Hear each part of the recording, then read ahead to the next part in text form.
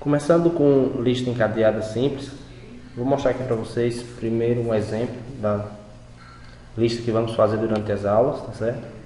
Temos aqui um menu inicial, escolha a opção, aí temos aqui 7 opções. A primeira é inserir no início, inserir no final, localizar nó, excluir nó, exibir lista, tamanho da lista ou a opção sair.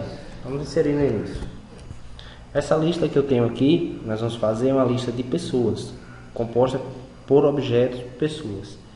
Cada objeto pessoa tem as suas características, né? Nome, vou colocar aqui sexo, idade, pronto, cadastrou, volta ao menu. Eu inseri no início. Se eu exibir essa lista, opção 5, ela já mostra aqui, lista, está aqui Sofia, e o próximo não tem ninguém. Se eu inserir no início, o nome inserido, a pessoa inserida virá antes de Sofia. Inserir no início. Vou colocar outro nome. E a idade. Vou na opção 5 novamente, exibir lista. Pronto, tá vendo? Inserir no início Sofia primeiro, inserir no início e Jane veio antes de Sofia. Vou inserir no final agora. Inserir no final.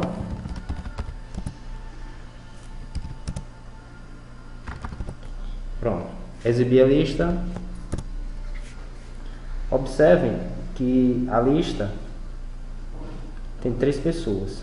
Se eu quiser saber o tamanho da lista, são 6, ele me diz.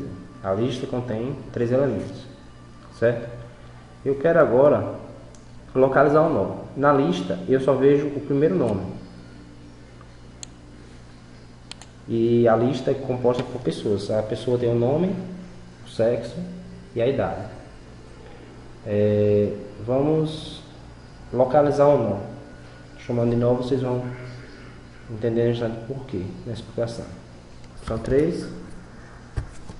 Localizar Fernando. Pronto, aqui é encontrado Fernando, sexo masculino, idade 33. Ok?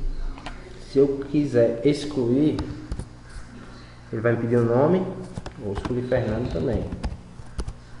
Pronto. Remoção efetuada com sucesso. Vamos exibir para ver se Fernando ainda existe. Pronto, Jane e Sofia. Ok, pessoal? Então, o que é uma lista? Deixa eu sair aqui. O que é uma lista encadeada? Simples, que é que nós vamos ver primeiro. Vamos aqui um pouco, antes de começar a falar sobre lista, vamos um pouco ao sentido aqui do vetor. Para estudar a estrutura de dados, é necessário ter um conhecimento prévio, muito bom em algoritmo, tem que saber algoritmo, é claro. E de algoritmo tem que ter estudado, ou então se aprofundar um pouco em vetor. Porque o vetor ele é uma estrutura de armazenamento de dados, só que ele é estático. Ou seja, ao você declarar uma variável, um vetor, você tem que definir o tamanho dele. Nesse exemplo aqui, eu tenho um vetor do tamanho 6. Vejam quantas casas nós temos aqui. 1, 2, 3, 4, 5, 6. Sendo que nós temos índice. Cada casa dessa tem um índice, que iniciam em 0. Se eu quero colocar uma informação aqui, eu tenho que dizer que o vetor, no índice 2, recebe o devido valor. Qual o problema do vetor? Como falei de início, o vetor deve ter um tamanho definido ao ser declarado. Ou seja, ele é estático.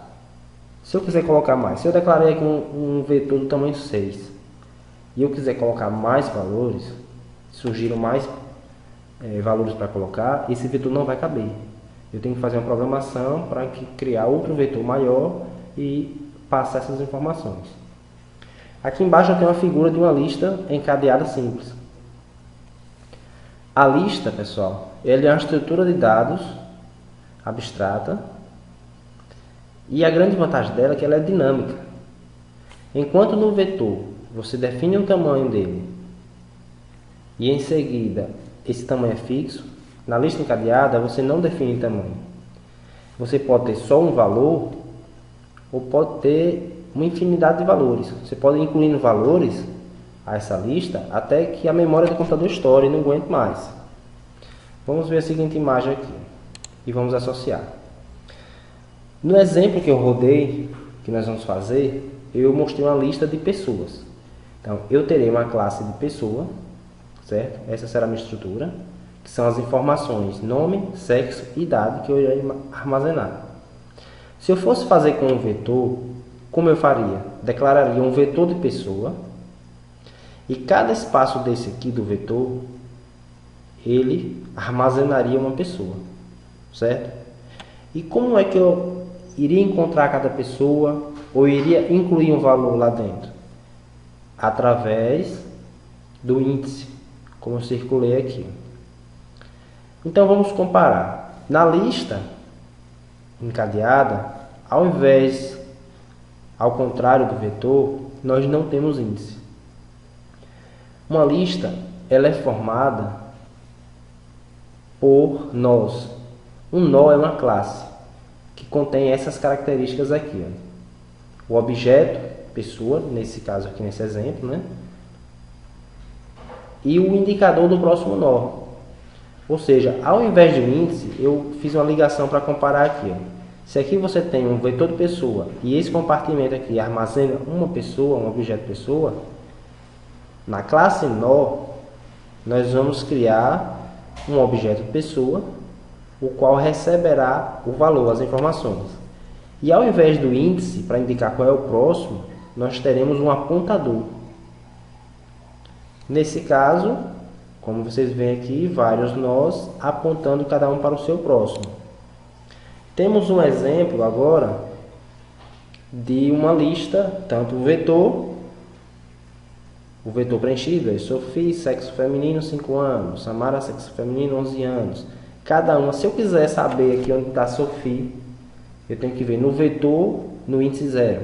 Se eu quiser substituir aqui Marcos por outro nome, eu tenho que dizer o vetor na posição 2. Eu tenho um objeto aqui, pessoal, o nó da minha lista, certo? O objeto pessoa é um objeto onde vamos armazenar os dados da pessoa, vindas dessa classe aqui, ok? E o indicador do próximo, ou seja, o próximo, qual será o próximo valor depois dele? É o que nós vamos indicar. Se a lista não tem mais nenhum valor, esse próximo aqui será nulo. Observem, por exemplo, eu tenho aqui na lista Sophie. Próximo de Sophie, essa característica aqui do nó, o meu indicador, apontará para o próximo, que é Samara. Que por sua vez, Marcos. Nós criamos uma ligação. Essa ligação, justamente feita por esse próximo, por essa característica do nosso nó. Ok, pessoal? Vamos, próxima aula, começar a colocar a mão na massa e fazer a nossa lista encadeada, ok?